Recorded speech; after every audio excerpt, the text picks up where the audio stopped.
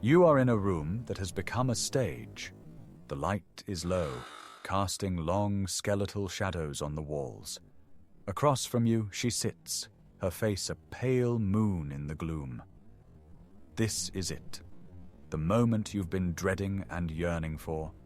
The moment you lower the drawbridge. For an eternity, you have been the architect of your own fortress. Walls built of stoicism, a moat filled with quiet competence. You are the man who has answers, the one whose shoulders are broad enough for any burden. It's a role you have played to perfection. A role you now realize you are slowly suffocating in. Shares your bed each night. The phantom of shares your bed each night. The phantom of a past failure, a business that crumbled to dust, taking a piece of your identity with it. You talk about the gnawing fear of not being enough, a fear you've masked with ambition and relentless work. You are peeling back the armor, plate by painful plate, revealing the soft, fragile flesh beneath. You are showing her the unedited manuscript of your soul. You hold it out to her, a trembling offering. You are not asking for a savior. You are asking for a witness, for a hand to hold in the dark. But the response is not what you craved. There is no rush of empathy, no gentle closing of the distance between you. Instead, a profound and unnerving stillness descends. Her gaze shifts. The warmth recedes, replaced by a clinical, almost imperceptible assessment. It's the look of a jeweler inspecting a diamond for a flaw. In that deafening silence, a chasm opens between you. You feel a sudden psychic cold. You thought you were building a bridge. You were wrong. You just handed her the demolition plans. You don't know it yet, in the echoing quiet of this room. But the casting call for your replacement has officially begun. The aftermath is a slow poison. The change isn't a sudden storm, it's a shift in the climate. The air in your home grows thin and cold. Conversations become minefields of unspoken tension. Laughter, once a shared language, becomes a relic of a forgotten time. Her phone becomes a portal to another world, a world where you are not invited. Its pale blue light paints her face in the darkness of the bedroom, her thumb scrolling endlessly through the lives of others. Who is she texting? Whose validation is she seeking with that faint, private smile? The device is no longer a tool, it's a barrier, a shield she holds up against you. She begins to speak a new language, peppered with the names of others. A colleague at work, so incredibly confident. A friend's new partner. A man who just knows what he wants. Each phrase is a finely sharpened dart, dipped in the poison of comparison. She isn't talking about them. She is talking about what you are not. She is drawing a silhouette of your replacement, and with every word she colors it in. You find yourself trying to rewind time. You put the armor back on, piece by piece. You talk about your successes at work. You fix the leaking faucet with an exaggerated display of competence. You try to become the statue she fell in love with. But it's a hollow performance. The mask feels clumsy, ill-fitting. You've already shown her the face beneath, and the memory of it hangs between you, an unexorcised ghost. You lie awake, the sound of your own heartbeat a frantic drum in the silence. You replay the confession, editing the words, softening the delivery. Was it a mistake to be so raw? Should you have offered a more curated, more palatable version of your pain? The self-doubt is a cancer, metastasizing in the dark.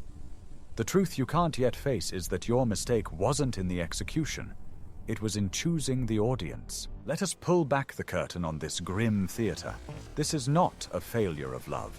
It is a failure of perception, a psychological phenomenon we will call the vulnerability paradox. It is a chillingly predictable pattern, rooted in the barren soil of profound insecurity and narcissistic personality structures. Here is the devastating truth. She never fell in love with you, the complex, flawed, breathing human being. She fell in love with a concept, an idea, a function. She was drawn to the symbol of absolute strength you projected. The unbreachable fortress, the unwavering monolith, the man who absorbs chaos and radiates order. This symbol served a vital purpose for her. It acted as an external regulator for her own internal chaos. Your perceived invincibility made her feel safe from her own demons, from her own feelings of inadequacy. You weren't a partner, you were a psychological prosthesis. When you chose to be vulnerable, you didn't offer intimacy. In her deeply distorted perception, you announced a catastrophic system failure. The monolith showed a crack. The fortress broadcasted a security breach. The man who was supposed to be her shield confessed that he, too, had wounds. This information doesn't compute as a human moment. It computes as a threat. Her own fragile ego, which was propped up by your strength, feels the ground shake. A primal, deeply selfish survival instinct kicks in, and it has only one directive. The structure is compromised. Evacuate immediately and find a new, more stable one. And so, the auditioning process begins. It is not malicious in the way a villain is. It is predatory in the way a scavenger is. It is a dispassionate, instinctual search for a resource. She begins scanning the horizon for a new fortress, a new symbol of strength to which she can tether her sense of security. Your moment of greatest courage was interpreted as your greatest weakness. And in her world, weakness is a contagion to be avoided at all costs. Let's give this ghost a name. Let's call him Arthur. An architect, a man who built his world and his personality on foundations of precision and control. His partner, Eleonora, was drawn to this quiet, unshakable strength. He was her anchor in the unpredictable tides of life. For 5 years, he was flawless. Then came a night, slick with rain and cheap whiskey. He pulled out an old, rolled-up blueprint from a dusty tube in his study. It was a design for a cultural center, a symphony of glass and steel, his magnum opus, a project he had poured his soul into a decade earlier. A project that had collapsed in a spectacular fire of financial ruin and betrayal. "This," he said, his voice a low rumble, "is the part of me you've never met. This is the ghost in my machine." He didn't just show her a drawing. He showed her the architecture of his deepest wound.